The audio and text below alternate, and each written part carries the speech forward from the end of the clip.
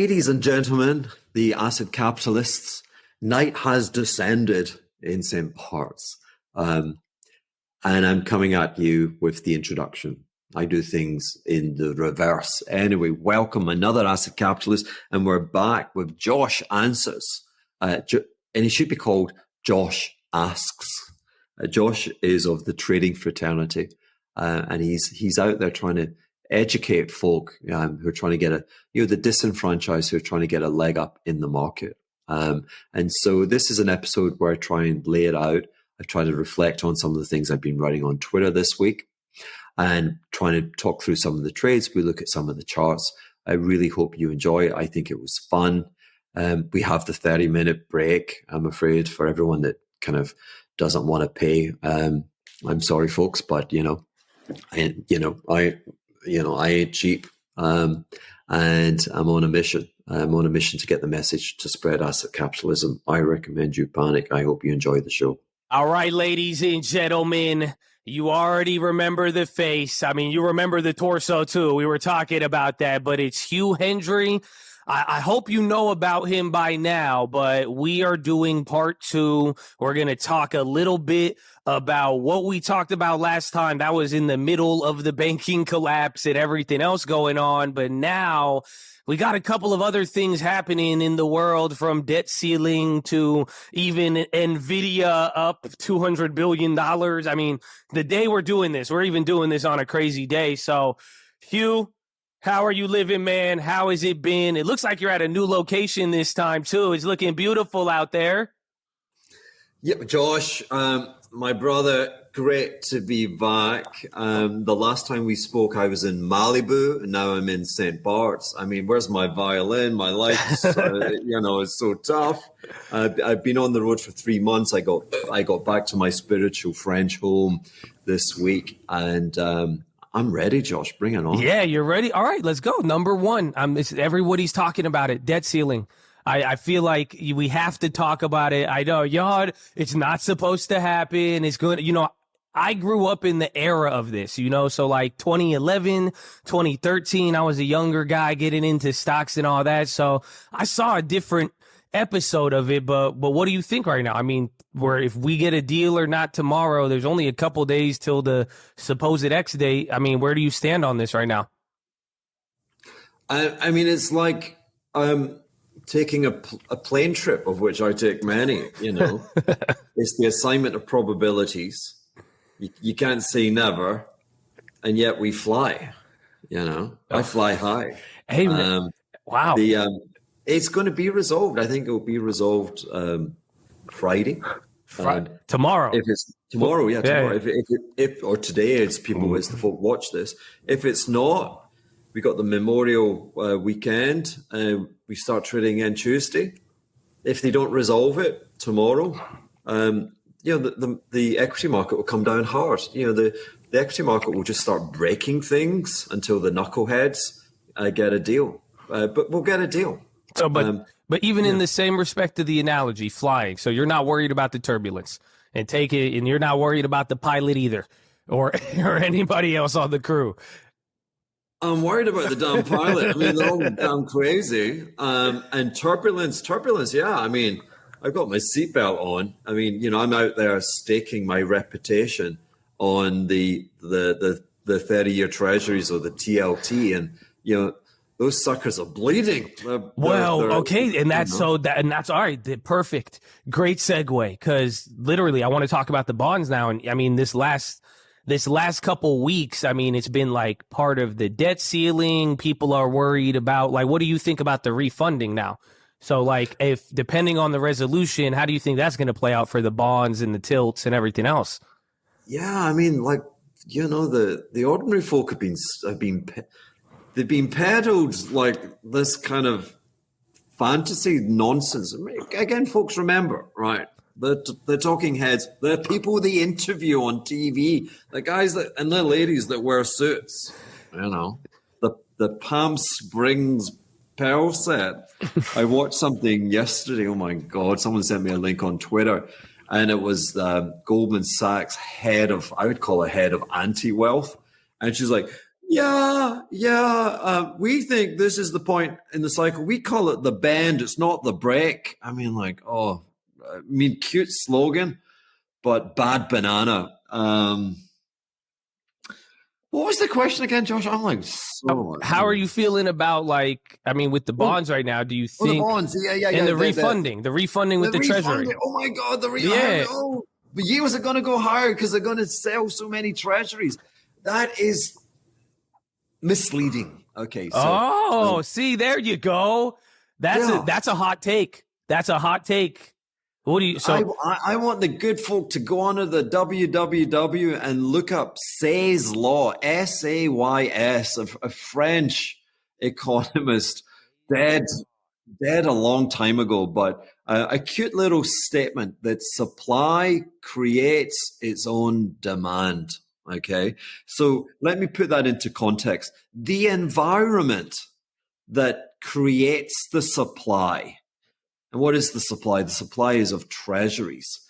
It typically comes in a bad economic environment, and the treasury's got to step up and spend because no one else wants to spend. It's got to, like Atlas is trying to support and hold the ecosystem up.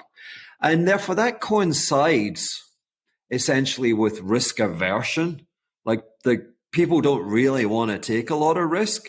And so once you take away like that tiny probability that the plane's going to go down, then you reinstate the desire. And believe me, the desire presently is for riskless securities, and that doesn't just mean government bonds. The manifestation of riskless in the stock market, is this absurd concentration of the returns in the S&P 500.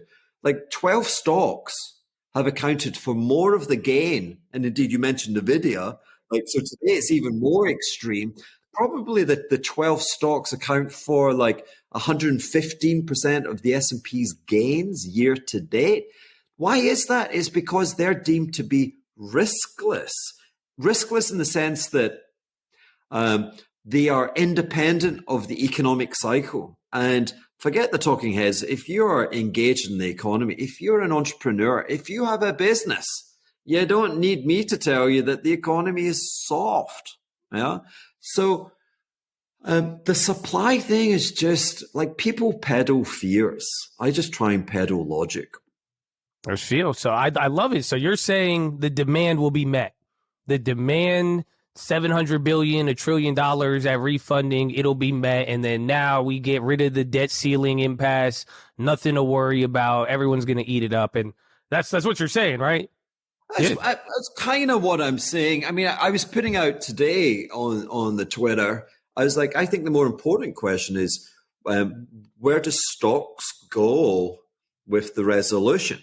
Yeah, because stocks have traded sideways for the last year. Half a year, I know. I mean, that's kind of wicked. I've been saying that a lot. More than half a year. I think it's a year, almost a year. And I think that's likely to continue. I mean, I put out a kind of trade idea, which was a call and a put spread, but it was kind of just like, grand old Duke of York. We've been trading at the kind of 6-month or 9-month highs, 430, I think, on the spider, or 420 on the spider. And the range is 420, 360. Don't quote me, but ish, yeah. And I think we just, we marched them up to the top of the hill and we marched them down again. Why? Because the market presently doesn't want to go down. The Fed doesn't want to cut rates, and so I think in the immediate future we're just kind of go wiggly, and people are going to. But what happens is people buy highs and they sell lows. Market's just a distribution system. It's distributing your wealth to other people. I hate to break it to you. That's pretty much. But let me ask you this: with even the wigglies and staying up here, because I agree with that to a degree. How would you apply that to the bonds? Do you think the same thing, that same scenario could happen to yields right now? Even like tilt, is there a scenario where we kind of stay range bound even on the yields? If we go through this 6 months, 12 months, no cutting, but then no desire or apparent risk to go down, is there a scenario where the bonds then kind of do the same thing? Yeah, I mean, they've been doing this. I mean, well, okay. So the bonds have, if you look at the TLT and you look at the candles and what have you, they've been, I think they're marking a bottom. That may be my prejudice, okay? But, we're employed to have a prejudice. And like I say, my reputation's on the line. But they've gone sideways. I mean, up and down, but sideways. So you think, though, that previous high on like the 10-year or even like the 20-year, 30-year, you think the October high on yields is that's our bottom there, or the top on the yields? Yeah, that's my bet. So I know the numbers better on the TLT, where I'm kind of trading the options. I'm long the kind of at the money January 25. So I mean, a couple of things there. Trading options, please. Don't be a hero. If you're a hero, you're gonna go to zero. You're just being a sucker. You're paying the man.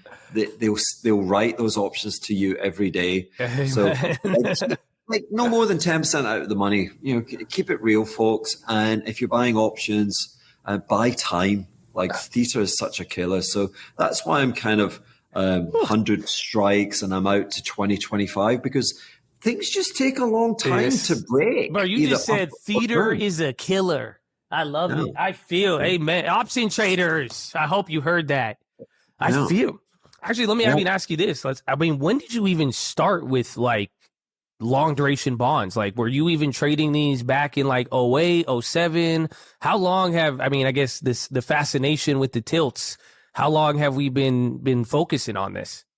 Yeah. So the tilts specifically, I came into this year and my slogan was "This market's easy." I may regret saying that, but it was meant to be kind of controversial. But this market's easy? Nothing in stocks, and you own like the TLT.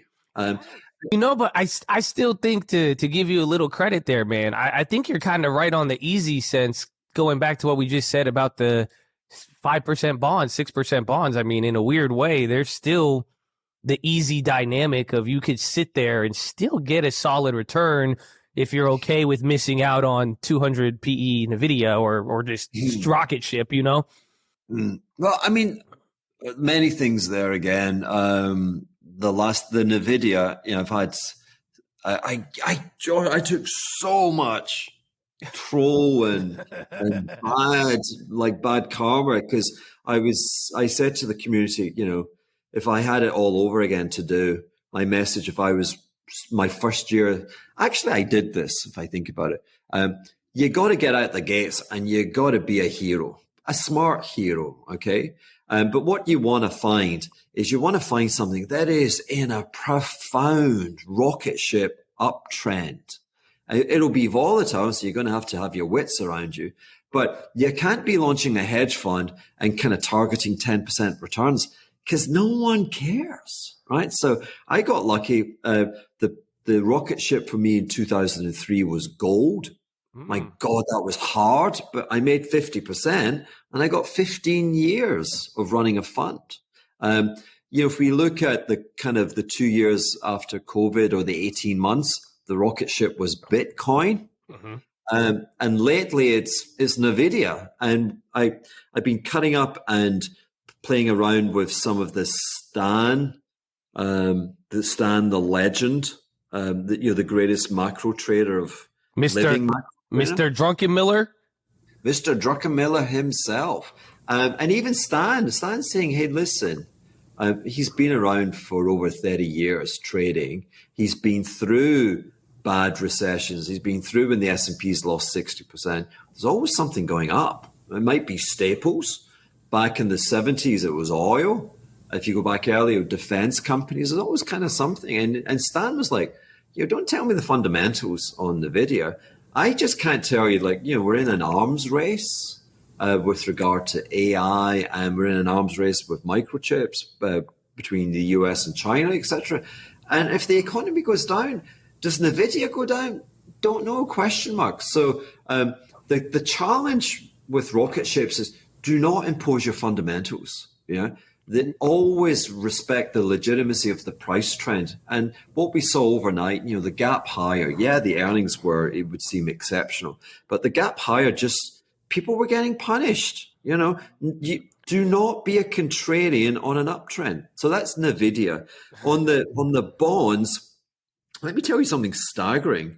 The zeros, I think is it Templeton? One of the big houses got an ETF, and they strip the coupon off the treasuries, and they offer you like the most profound duration. What is duration? Duration is the biggest bang for your dollar buck that you invest. So if interest rates move, I think it's ZRVO.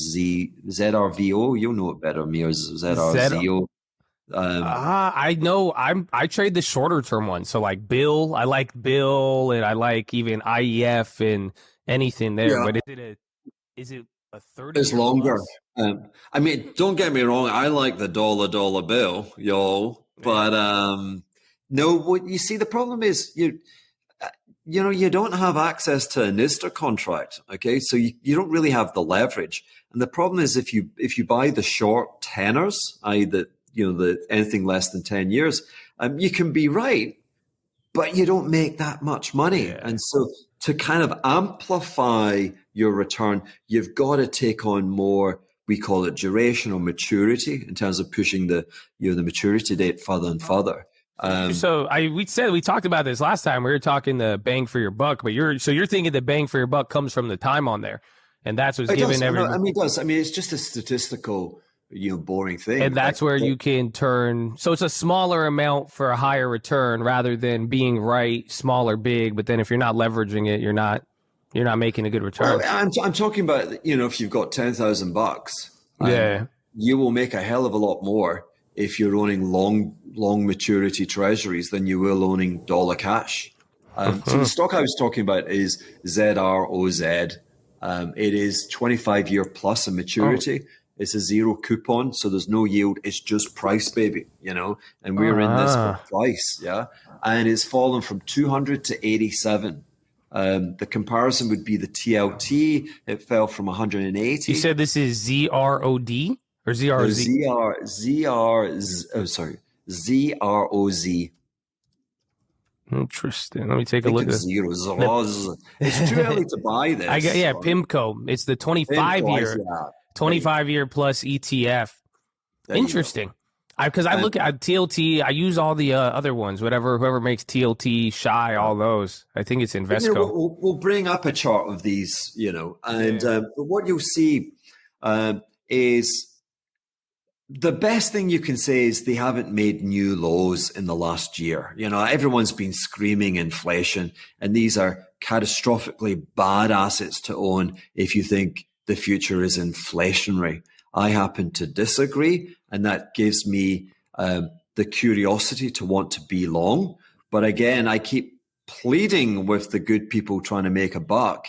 You got to align your curiosity and your insight to the price trend. So clearly this is not trending higher. It's trended down, and then it's been trending sideways, and the expectation is going to trend higher. So I'm trying to align a lot of kind of disciplines. And so I say, at this point, I've got to have a call option. Okay. I'm just going to have a small amount of my money. Again, we're talking about bang for your buck, right? Yeah. And I'm saying I want to buy, I don't know, like 2 or 3% of my portfolio. I want to have that as call option premium.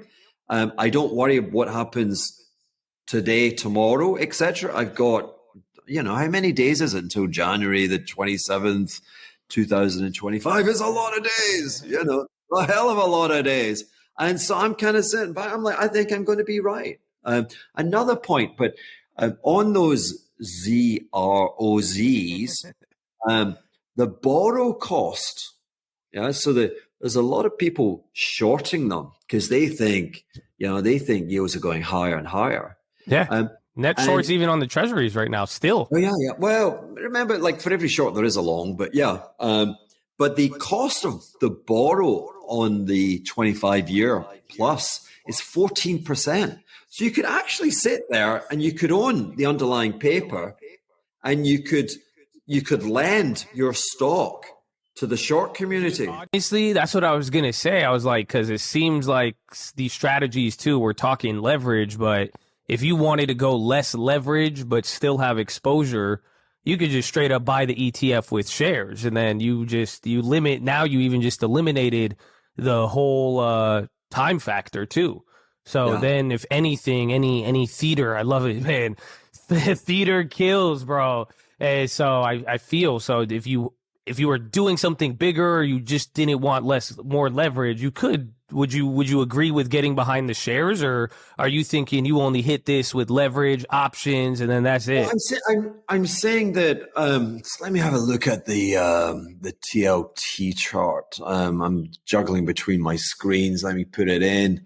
Where is TLT today, being Thursday, the day before the folks are watching this? It's trading at 100. Yeah, like I said, I'm buying at the money, and to your point, like, why don't I just buy the paper? Why don't I buy the ETF? I need confirmation, so I'd want to increase my position kind of above 110. Like 110, yeah. We're going to the moon, baby. Yeah, once you get your trend, like you're saying, yeah. Give me the trend, and I will just amplify my risk position. And I'm comfortable because my call option will be paying me.